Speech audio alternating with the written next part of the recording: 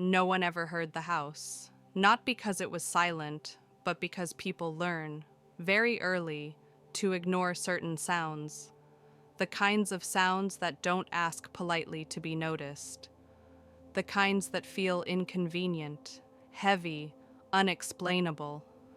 But the girl heard it. The first time was just after midnight when the world had gone unnaturally still. No wind, no passing cars, no ticking clock. The kind of silence that feels less like peace and more like anticipation. Then the sound came. It wasn't a voice, not exactly. It was closer to a breath held too long, or the quiet ache of wood remembering weight it once carried. The walls didn't creak, the ceiling didn't groan, the house itself exhaled. The girl sat up in bed, pulling the blanket to her chest, not out of fear, but habit. When something doesn't make sense, people tend to make themselves smaller. The sound came again, and this time it felt like her name.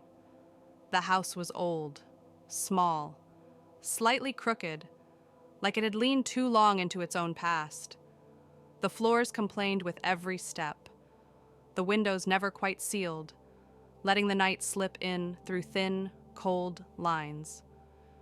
When she first moved in, the landlord had smiled apologetically and said, "Old houses make noises. It's normal."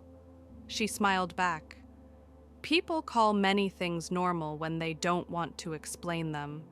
She hadn't chosen the house because she loved it. She chose it because it asked nothing of her, no questions, no memories attached. Just a place where she could exist quietly without being observed. Until that night.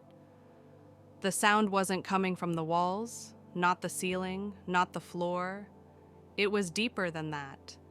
It came from the house itself, as if the structure had been holding something for years and had finally grown tired of carrying it alone. The girl stood. Her feet met the cold floor, and the wood responded with a soft, weary sigh. She paused, listening. The sound didn't repeat, but it didn't disappear either. It lingered, patient. She followed it down the hallway, past closed doors she rarely opened. Some rooms were easier to ignore than others. The sound drew her toward the last door at the end of the hall, the room she never used. The door stood slightly open, as it always had. She had never remembered leaving it that way. Some spaces don't demand attention. They simply wait. She pushed the door fully open. Dust floated in the pale moonlight, spilling through a narrow window. The air smelled like damp wood and something older, something forgotten but not gone. The room was empty. No furniture, no boxes, just space. And the sound. Clearer now, not words, not yet, but intention. The unmistakable feeling of being addressed. The girl sat down on the floor, her back against the wall. If this was madness, she decided, she would meet it calmly. Panic had never solved anything for her before. "I know you're not real," she said softly. The house did not answer, but it listened. The sound shifted. It wasn't asking any more. It was remembering. Images rose in her mind, uninvited and vivid. A woman standing in this room years ago, her hands pressed flat against the wall, breathing through something she wasn't ready to name. A man promising he would return, already halfway gone. A child curled into the corner, learning that silence could be safer than honesty. The girl's chest tightened. "These aren't mine," she whispered. "No, but they were here." The house remembered everything. Homes, she realized, do not forget. They absorb. They hold. They keep the echoes long after the voices are gone. Walls become witnesses. Floors memorize footsteps.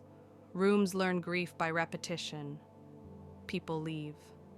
The house stays. The girl's eyes burned, tears forming without permission.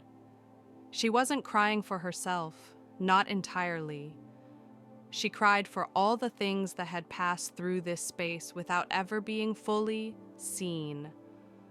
For words swallowed, for goodbyes never finished. The sound softened. It no longer felt heavy. It felt relieved. The house wasn't haunting her. It wasn't warning her. It wasn't demanding repair or recognition. It wanted to be heard. Nothing more. From that night on, the house felt different. Not quieter, just less tense. As if something tightly coiled had finally loosened. The floors still creaked. The windows still whispered to the night. But the sounds no longer startled her. Sometimes, late in the evening, she spoke aloud. Not to anyone in particular. She talked about her day, her exhaustion, the choices she kept postponing, the parts of herself she had folded away to make life simpler. The house listened. It did not interrupt. It did not judge. It did not offer solutions. It simply held the sound. Weeks passed. Then months. The girl slept better. Not because the house had gone silent, but because the silence no longer felt crowded. She moved through the rooms differently now, less like a guest, more like a participant. One night she stood in the unused room again, watching moonlight stretch across the floor. "Thank you," she said, unsure why. The house responded with the faintest sound, something between a settling beam and a satisfied breath. One evening, a friend asked her why she stayed in such an old, inconvenient place. The girl smiled. "Because it listens," she said. And she didn't explain further. Some truths lose their meaning when spoken too loudly. The house never spoke in words. It didn't need to. It had found someone willing to hear what it had been carrying all along. And the girl, who had spent years believing she was invisible, learned something quietly profound.